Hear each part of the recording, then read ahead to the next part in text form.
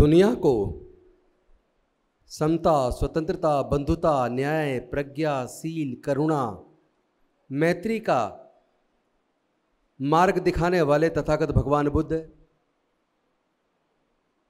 करोड़ों करोड़ों दलितों, पिछड़ों, आदिवासियों और महिलाओं की हजारों साल की गुलामी तोड़कर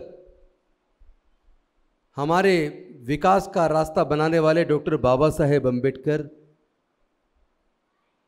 राजनीतिक रूप से हुक्मरान बनाने का न केवल सपना दिखाने बल्कि उसको साकार करने वाले माननीय कांशीराम साहब, फूले साहू अम्बेडकर, पेरियार की विचारधारा को मानने वाले सभी साथियों, माताओं, बहनों, बुजुर्गों, सभी को क्रांतिकारी जय भीम, विनम्र नमो बुधाय। आज मुझे बड़ी खुशी हो रही है वनी में आप लोग के बीच आकर। मैं पूरे देश के अंदर जा रहा हूं। केरला, तमिलनाडु, कर्नाटका, आंध्रा, तेलंगाना, महाराष्ट्र, गुजरात, बिहार, राजस्थान, मध्य प्रदेश, मतलब सब राज्यों में, आसाम, सब जगह मैं लगातार जाके सिर्फ एक प्रयास कर रहा हूं, केवल एक प्रयास। और वो प्रयास ये है कि डॉक्टर बाबा साहेब अम्बेडकर जी ने हमारी 3500 साल की गुलामी तोड़कर ना केवल हमारे पढ़ने लिखने के रास्ते बनाए, ना केवल रिजर्वेशन के माध्यम से एजुकेशनल इंस्टीट्यूशन में हमारे एडमिशन सुनिश्चित किए, ना केवल रिजर्वेशन के माध्यम से हमारे जज, engineer, doctor, collector, scientist, professor बनने का रास्ता बनाया, बल्कि संसद, विधानसभा, जिला पंचायत, नगर निगम, यानी सभी प्रकार की राजनीतिक हिस्सेदारी, भागीदारी डॉक्टर बाबा साहेब अम्बेडकर ने सुनिश्चित की। क्यों की थी? हम लोग मंदिरों में जाते रहे, पूजा पाठ करते रहे, मार खाते रहे, मंदिर में प्रवेश नहीं करने दिया जाता था। इतना पूजा पाठ करने के बावजूद क्या हमारी बहन बेटियों की इज्जत को बचाने कोई आया? क्या हमारी हजारों साल की गुलामी तोड़कर कोई हमारे मानवता का दर्जा दिलाने के लिए कोई आया? क्या किसी ने हमारे पढ़ने लिखने का रास्ता बनाया? क्या किसी ने हमारे देश के संसाधनों में, सत्ता में हिस्सेदारी, भागीदारी सुनिश्चित करने के लिए कोई आया? क्या कारण है कि 3500 साल तक हमारी गुलामी चली? इसका सबसे बड़ा कारण वो हिंदू के धर्मशास्त्र हैं जो देश के शूद्रों और महिलाओं के पढ़ने लिखने पर, संपत्ति रखने पर, व्यापार करने पर धार्मिक बंदिश लगाते हैं। तो जब आपको ना पढ़ने का अधिकार था, ना संपत्ति का, ना व्यापार का, तो फिर आपके पास था क्या? आपको तो इंसान ही नहीं समझा। लेकिन तमाम तरह की पूजा पाठ करने के बावजूद हमारा किसी ने उद्धार नहीं किया। 3500 साल के बाद डॉक्टर बाबा साहेब अम्बेडकर आए। उन्होंने हमारी गुलामी तोड़ने के लिए, हमारे विकास के रास्ते बनाने के लिए अपने 4 छोटे छोटे बच्चों को गंवा दिया। अपनी जवान पत्नी माता रमाबाई को गंवा दिया। अपना पूरा जीवन जलाकर हमारे जीवन में प्रकाश पैदा किया। रिजर्वेशन की व्यवस्था करके हमें एमपी, एमएलए और मंत्री बना दिया। हमें जज, engineer, doctor, collector, scientist, professor बना दिया। बाबा साहेब ने सोचा था जब मैं अकेला 3500 साल की गुलामी तोड़ सकता हूं, तो जब मेरे द्वारा बनाए रास्ते से हमारे हजारों लोग एमएलए बनेंगे, एमपी बनेंगे, मंत्री बनेंगे, जज बनेंगे, डॉक्टर बनेंगे, इंजीनियर बनेंगे, वकील बनेंगे, साइंटिस्ट बनेंगे, प्रोफेसर बनेंगे, लाखों लोग। तो जब मैंने अकेले ने ये सब कर दिया, तो जिनके लिए मैं ये रास्ता बना रहा हूं जब ये लोग उन कुर्सियों पर पहुंचेंगे, ये सब मिलके हमारे समाज की जो बची कुची गुलामी है उसको दूर कर देंगे। लेकिन उन लोगों ने डॉक्टर बाबा साहेब अम्बेडकर के साथ धोखा किया, गद्दारी की उन लोगों ने। जो डॉक्टर बाबा साहेब अम्बेडकर उनसे उम्मीद करते थे कि ये लोग समाज का प्रतिनिधित्व करेंगे, ये लोग समाज को संसद में, विधानसभाओं में, सरकार के अंदर रिप्रेजेंट करेंगे, ये लोग समाज के दुख दर्द को, समाज के मुद्दों को सरकार के सामने, संसद में, विधानसभाओं में मजबूती के साथ उठाएंगे। ये सारे समाज के पढ़े लिखे लोग एकजुट होकर सरकारों को इस बात के लिए दबाव डालेंगे कि हमारे समाज के विकास का रास्ता और ज्यादा मजबूत हो जाए। लेकिन ऐसा हो ना पाया। हम लोग कुर्सियों पे तो पहुंचे, हम लोग देश के राष्ट्रपति भी बने, मुख्य न्यायाधीश भी बने, मुख्यमंत्री भी बने, गृह मंत्री भी बने, राज्य सरकारों में मंत्री बने, हम जज बने, इंजीनियर बने, डॉक्टर बने, कलेक्टर बने, साइंटिस्ट बने, प्रोफेसर बने। लेकिन बनने के बाद हमने केवल अपने परिवारों को बनाया। बाबा साहेब ने तो रिप्रेजेंटेशन समाज के लिए दिया था, लेकिन हम केवल अपने परिवार के रिप्रेजेंटेटिव बन गए। अगर हमने सही मायने में ईमानदारी से डॉक्टर बाबा साहेब अम्बेडकर की बात को माना होता, अगर हम ईमानदारी से डॉक्टर बाबा साहेब अम्बेडकर के बताए रास्ते पर चले होते, तो ये जो गुलामी दोबारा वापस लौट कर आ रही है, हमारे आने वाले बच्चे फिर से गुलाम होने वाले हैं, हमें ये दिन देखना ना पड़ता। छोटी उम्र में जब मैं 8th क्लास में पढ़ता था, 9th में पढ़ता था, 9th में 82 में, तब मुझे डॉक्टर बाबा साहेब अम्बेडकर के बारे में ज्ञान हुआ। और वहां से 82 से जब मैं 9th में पढ़ता था, तब से डॉक्टर बाबा साहेब अम्बेडकर के रास्ते पे चलना शुरू किया। जिंदगी में कभी सोचा नहीं था मैं एमएलए बनूंगा, मंत्री बनूंगा। मैं तो समाज के आंदोलन में पूरी जिंदगी लगा रहा। बाई चांस राजनीति में आने का मौका मिल गया और ज्वाइन करते ही 1 महीने में टिकट हो गया। 1.5 महीने में दिल्ली की सबसे बड़ी जीत भी मिल गई। 2.5 साल बाद फिर मंत्री भी बन गया। 5.5 साल मंत्री भी रहा। लेकिन मंत्री बनने के बाद एहसास हुआ कि डॉक्टर बाबा साहेब अम्बेडकर जिस लिए हमें मंत्री बनाना चाहते थे, जिसलिए हमें एमपी एमएलए बनाना चाहते थे, उस काम को अंजाम तक पहुंचाना है। डॉक्टर बाबा साहेब अम्बेडकर इस बात को जान गए थे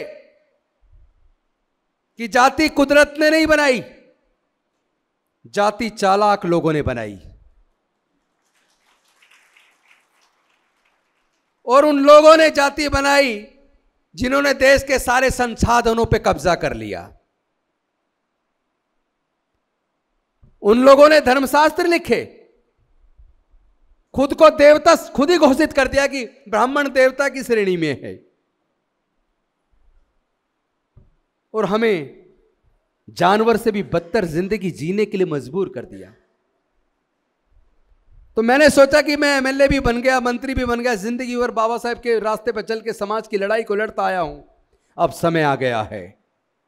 डॉक्टर बाबा साहेब अम्बेडकर ने कहा था, जब तक जाति रहेगी तब तक जातिगत उत्पीड़न रहेगा। जाति से मुक्ति के बिना जातिगत उत्पीड़न से मुक्ति मिलने वाली नहीं है। इसीलिए उन्होंने कहा था, मी भारत बौद्ध में करी, कहा था ना, उन्होंने कहा था मैं भारत को बौद्ध में करूंगा। और उन्होंने ये सोचा था कि 14 अक्टूबर 1956 को धम्म दीक्षा लेने के बाद पूरे भारत में भ्रमण करके मैं देश के तमाम दलितों, पिछड़ों, आदिवासियों सबको बौद्ध धर्म की दीक्षा दिलवाकर अपने बुजुर्गों की सांस्कृतिक विरासत में बुद्ध के धम्म में वापस लेकर आऊंगा। तभी देश में जाति खत्म होगी, तभी हमारा समाज मजबूती के साथ अपने हक को लेने लायक बनेगा। लेकिन अनफॉर्चुनेटली दीक्षा लेने के 1 महीने 22 दिन बाद डॉक्टर बाबा साहेब अम्बेडकर हमारे बीच से चले गए। और वो जो डॉक्टर बाबा साहेब अम्बेडकर का सपना था भारत को बौद्ध में बनाने का, प्रबुद्ध भारत बनाने का, जहां कोई ऊंच नीच ना हो, जहां कोई जाति ना हो, जहां कोई छुआछूत ना हो, जहां किसी का शोषण ना हो, जहां सब लोग बराबर हों, सबके लिए आगे बढ़ने के समान अवसर हों, वो डॉक्टर बाबा साहब अम्बेडकर का सपना रह गया। तो मैंने सोचा अब ये जिम्मेदारी हमारे कंधों पर है। अगर हम डॉक्टर बाबा साहब अम्बेडकर की सच्ची संतान हैं तो कसम है डॉक्टर बाबा साहब अम्बेडकर की, बाबा साहेब के सपने को, भारत को बौद्धमय बनाने के सपने को हम पूरा करेंगे। हम जातियों को तोड़ेंगे, समाज को जोड़ेंगे, पूरे देश के दलितों, पिछड़ों, आदिवासियों को एकजुट करके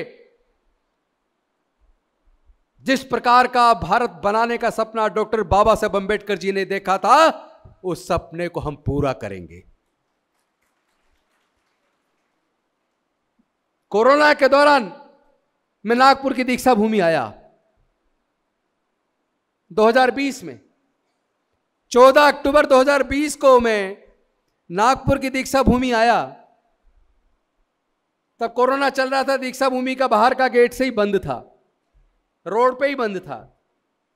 लेकिन जब पुलिस को पता लगा, दिल्ली से मंत्री आए, उन्होंने रिक्वेस्ट मान ली, बाहर वाला गेट खोलकर अंदर तक जाने दिया, लेकिन अंदर का गेट नहीं खोला। मैं डॉक्टर बाबा साहब अम्बेडकर की तरफ देख रहा था। मुझे ऐसा लगा जैसे डॉक्टर बाबा साहब अम्बेडकर मेरे से कह रहे हो कि क्या तुम मेरी निकम्मी और नाकारा औलाद हो? क्या तुम मेरे सपने को पूरा नहीं कर सकते? जो कुछ मैंने अकेले ने पूरा जिंदगी जलाकर, 4 बच्चे गमाकर, पत्नी को गमाकर पूरे समाज को दिया था, 70% छिन गया है। क्या तुम्हें इसीलिए एमएलए बनाया था? क्या तुम्हें इसीलिए मंत्री बनाया था? क्या तुम मेरा सपना पूरा नहीं करोगे? क्या तुम मेरी इतनी निकम्मी और नाकारा औलाद हो?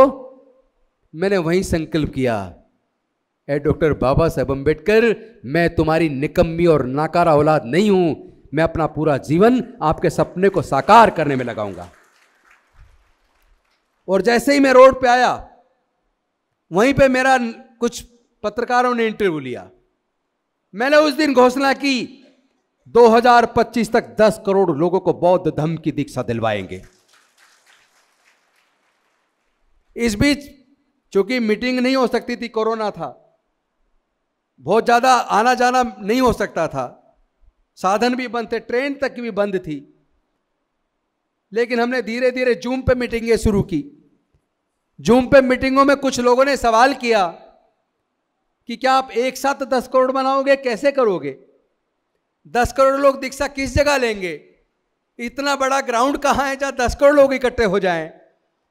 फिर मैंने उनको जवाब दिया कि हम दीक्षा 4 चरण में करेंगे। पहले चरण में 2022 में 5 अक्टूबर को दीक्षा दिवस पर 10,000 लोग दिल्ली में धम्म की दीक्षा लेंगे। 2023 में 1 लाख लोग दीक्षा लेंगे। 2024 में 10 लाख लोग दीक्षा लेंगे और 2025 में 10 करोड़ दीक्षा लेंगे।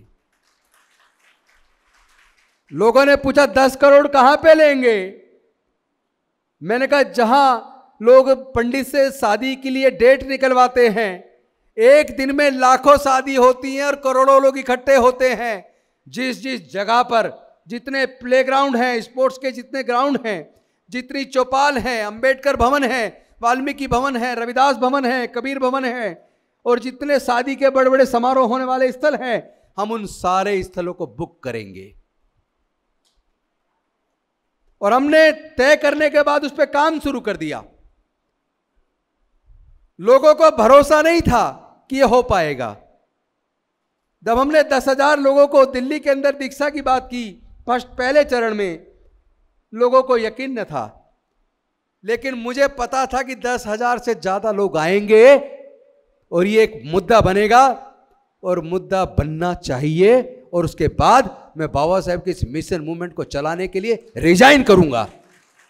ये मैंने पहले तय कर रखा था, क्योंकि मुझे पता था मेरे सामने ये सवाल आएगा कि या तो मंत्री बने रहो, सीमा में रहो, और बाबा साहेब का मूवमेंट चलाना है तो फिर मंत्री की कुर्सी छोड़ दो।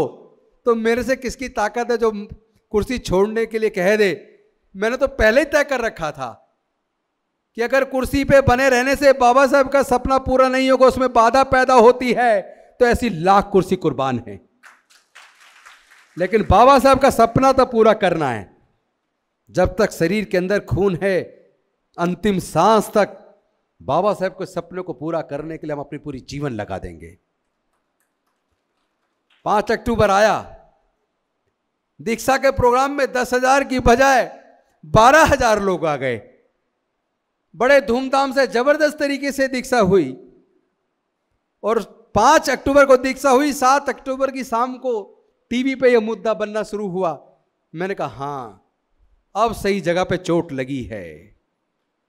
जब हमारी बहन बेटियों की इज्जत लूटते हैं, घड़ा छू लेने पर हमारे बच्चों की हत्या करते हैं, मूंछ रखने पर हमारे भाइयों का कत्ल करते हैं, जुर्म के खिलाफ आवाज उठाने पर हमारे घर जला देते हैं, तब नहीं सोचते अरे जिस सामाजिक व्यवस्था में गुलामी हो, अत्याचार और शोषण हो, ऐसी गुलामी वाली छुआछूत वाली व्यवस्था में हम लोग अब और बने नहीं रह सकते।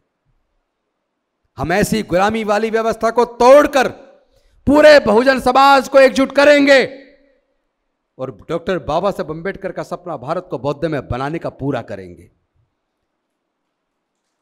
9 अक्टूबर को हमने रिजाइन किया और आपको मुझे बताते हुए बेहद खुशी हो रही है, उसके बाद से मैं 100 गुना ज्यादा पावरफुल और मजबूत हो गया हूं। जो मैं मंत्री रहते हुए जितना मजबूत था, उससे 100 गुना ज्यादा मैं आज अपने आप को मजबूत महसूस करता हूं और दिमाग से स्वस्थ और स्वतंत्र महसूस करता हूं। क्योंकि गुलाम तो गुलाम होता है, चाहे सोने के पिंजरे में क्यों ना हो। बाबा साहब ने कहा था, लंबा जीवन बेशक ना हो, जिंदगी तो शेर की हो चाहे 4 दिन की हो।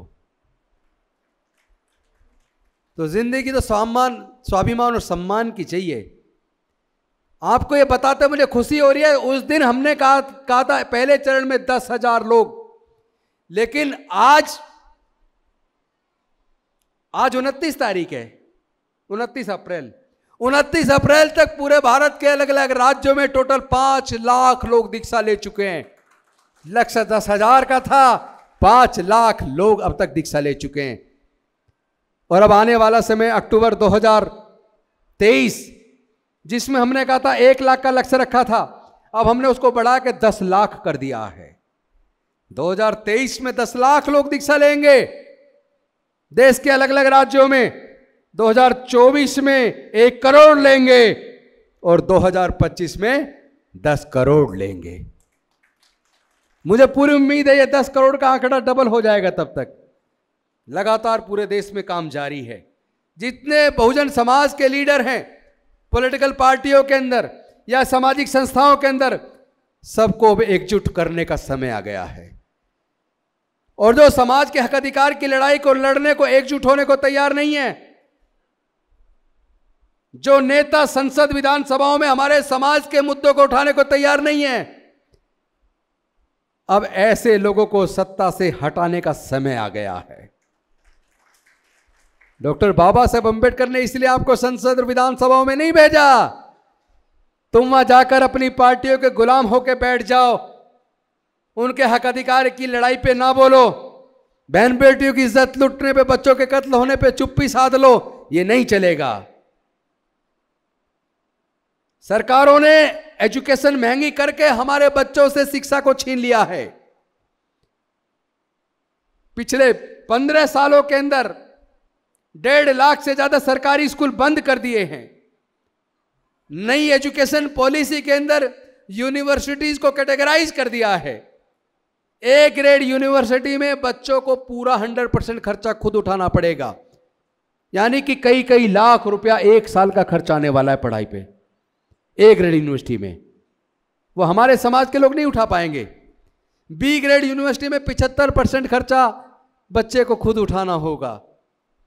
75% का खर्चा भी लाख रुपए से कम नहीं होगा, यानी हमारे बच्चे बी ग्रेड यूनिवर्सिटी में भी नहीं पढ़ेंगे। सी ग्रेड यूनिवर्सिटी को 25% खर्चा खुद उठाना होगा, वो भी खर्चा कम से कम 20-25 हजार रुपया होगा साल का। तो हमारे समाज के लोगों से एजुकेशन को महंगा करके खुद सरकारों ने एजुकेशन छीन ली। तो हमारे एमपी एमएलए क्या कर रहे थे? जिनके बच्चे आप में से इंजीनियरिंग कर रहे हो, सरकारी इंजीनियरिंग कॉलेज में, प्राइवेट की बात नहीं कर रहा हूं, प्राइवेट तो और भी ज्यादा महंगा है, सरकारी इंजीनियरिंग कॉलेज में, सरकारी मेडिकल कॉलेज में, सरकारी लॉ कॉलेज में आज की डेट में जो फीस का चार्ट मैंने पूरे देश का निकाला है, एवरेज एक साल का खर्चा लगभग 3 लाख रुपए, 2 लाख के आसपास फीस का खर्चा, हॉस्टल का खर्चा अलग, खाने का खर्चा अलग, किताबों का खर्चा अलग, बाकी खर्चे अलग। कम से कम एक बच्चे को 4 साल की इंजीनियरिंग का कोर्स कराने के लिए 12 से 15 लाख रुपया चाहिए। 5 साल का law, Pune law school, Bangalore law school, Bombay law school, NLU Delhi, उसका खर्चा आप जोड़ेंगे तो 5 साल का कोर्स करने के लिए कम से कम 15 लाख रुपया चाहिए। मैं आप सबसे पूछना चाहता हूं, क्या बहुजन समाज के, जिसकी संख्या 88% है, क्या हमारे 99% लोग अपने बच्चों को इंजीनियर, डॉक्टर, वकील बनाने का 12 से 15 लाख रुपए का खर्चा उठाने में सक्षम हैं क्या? 99% नहीं उठा सकते। जिनके माँ बाप बाबा साहेब के आशीर्वाद से, रिजर्वेशन से नौकरियों में आ गए, वो 1% भी नहीं है। वो तो अपने बच्चों का खर्चा उठा लेंगे शायद, लेकिन उनको भी शायद कर्ज करना पड़ेगा। बाकी 99% बच्चों का क्या होगा? जिसकी पढ़ाई छूट जाएगी वो कुछ बन नहीं पाएगा, मजदूर बनेगा, और जो मजदूर बनेगा वो गुलामी स्वीकार कर लेगा। क्योंकि सरकारी नौकरियां उन्होंने खत्म कर दी, उन्होंने एयर इंडिया बेच दिया, एयरपोर्ट बेच दिए, पोर्ट बेच दिए, बैंक बेच दिए, इंश्योरेंस कंपनियां बेच दी, रेलवे बेच दी, आईटीडी के होटल बेच दिए, बाल्को बेच दिया, नालको बेच दिया, यानी तमाम तरह के भारत सरकार के उपक्रम उन्होंने बेच दिए। और जो बिक गया वहां रिजर्वेशन खत्म। 4th पे कमीशन में 4th क्लास एम्प्लॉयमेंट, जिसमें हमारे लोग ज्यादा होते थे, उसको पूरी तरह आउटसोर्स करके ठेके पे दे दिया। वहां उनको पैसा मिलता नहीं है, ठेकेदार खा जाता है, और जो पूरे पैसे मांगता है उसे कह देता कल से नौकरी पे मत आना। यानी हमारे समाज के युवाओं की नौकरी भी गई और शिक्षा महंगे करने से शिक्षा भी गई।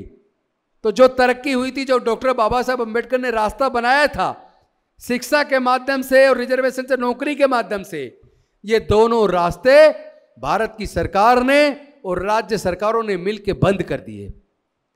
अब हमारे बच्चों का भविष्य का क्या होगा? जब बच्चे पढ़ नहीं पाएंगे तो ना पढ़ने की वजह से क्या होगा? वही होगा जो ज्योतिबा फूले जी ने कहा था, ज्ञान बिना मति गई, मति बिना नीति गई, नीति बिना गति गई, गति बना धन गया, धन के अभाव में हम लोग गरीब हो गए, मजदूर हो गए, गुलाम हो गए, और समाज का ये सारा नुकसान केवल ज्ञान ना हो मिलने की वजह से हुआ। तो ज्ञान के रास्ते दोबारा इन्होंने बंद कर दिए, नौकरी के रास्ते इन्होंने फिर से बंद कर दिए। तो अब हमारे समाज का होगा क्या? क्या अब हमारे सांसदों को, विधायकों को अब आईना दिखाने का समय नहीं आ गया क्या? तो जो समाज के लिए बोलने को तैयार नहीं है, समाज के लिए लड़ने को तैयार नहीं है, उसे इस समाज का नेतृत्व संसद और विधानसभा में करने का कोई हक नहीं है। ऐसे लोगों को किसी कीमत पे जीतने नहीं देना है जो हमारी आवाज ना बन सके। जो समाज के गद्दार हैं, ऐसे लोगों को सत्ता से नीचे खींच लेना है। और जो डॉक्टर बाबा साहब अम्बेडकर के सच्चे सिपाही हैं, जो समाज में रात दिन मेहनत कर रहे हैं, उनको अब सत्ता में भेजने का समय आ गया है। मेरा आप सबसे निवेदन है, आप नेताओं के गले में माला डालना बंद कर दो, उनको शॉल पहनाना बंद कर दो, इतने बड़े बड़े गुलदस्ते बनाकर, इतनी बड़ी बड़ी शील्ड देकर हजारों करोड़ उस पर खर्च करना बंद करो। जो समाज के लिए रात दिन मेहनत करते हैं, समाज की लड़ाई लड़ते हैं, उनको सम्मान देना शुरू करो। कार्यकर्ता का सम्मान नहीं कर रहे, नेताओं का सम्मान कर रहे हो, और उस नेता का कर रहे हो जो नेता संसद में गूंगा बहरा बन के बैठ गया है, जो तुम्हारी लड़ाई लड़ने को तैयार नहीं है। ऐसे नेताओं की आपको जरूरत है क्या? नहीं है ना? तो आज कसम खाओ कि डॉक्टर बाबा साहब अम्बेडकर, हम तुम्हारी गद्दार, निकम्मी और नाकार औलाद नहीं है, हम आपके सपने को पूरा करेंगे। और इस सपने को पूरा करने में अगर जान भी चली जाए, हंसते हंसते जान देने को तैयार हैं, लेकिन ना झुकेंगे, ना डरेंगे, ना बिकेंगे। इस लड़ाई को लड़ेंगे, समाज को जोड़ेंगे, जातियों को तोड़ेंगे और समाज को मजबूत कर कर डॉक्टर बाबा साहब अम्बेडकर के सपने को पूरा करेंगे। हम भारत को बौद्ध में बनाने का बाबा साहब का सपना पूरा होगा। इन्हीं शब्दों के साथ मैं आप सबको धन्यवाद करता हूं। आप सबने इतना सम्मान दिया, इतने प्यार मोहब्बत से आपने मेरी बात सुनी, लेकिन मेरी बात को सुन के केवल घर मत जाना। जो मैंने कहा है उसे आचरण में उतारना। जो बाबा साहब चाहते तो उसको पूरा करना है। ये नेता उस सपने को पूरा नहीं करेंगे, बाबा साहब को सपने को बाबा साहब के सारे सिपाही हम लोग मिल के करेंगे। बहुत बहुत धन्यवाद। जय भीम, जय भारत, नमो बुद्धाय।